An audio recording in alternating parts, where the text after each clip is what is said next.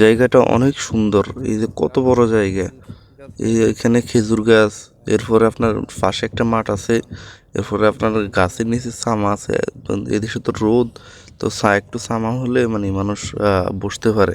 জীবনে কোনো আঘাত ফেলে সবচেয়ে বড় প্রতিশোধ হলো সেদিকে আর না তাকিয়ে সামনের দিকে এগিয়ে চলা।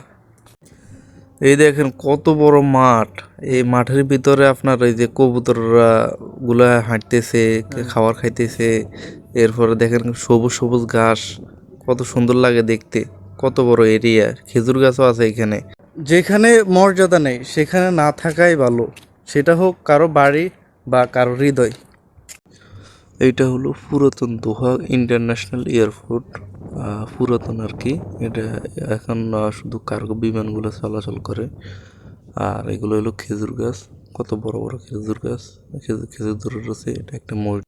ভাই, পৃথিবীতে অর্থের গরমে সম্পর্কের তাপমাত্রা উঠানামা করে।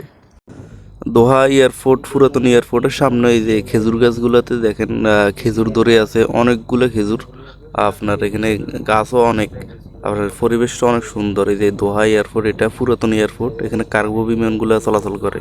If you want to destroy the nation without war, make adultery or nudity common in the young generation. আরব কান্ট্রিগুলোতে কিছু হোক বা না হোক, খেজুর গাছ অনেক হয়।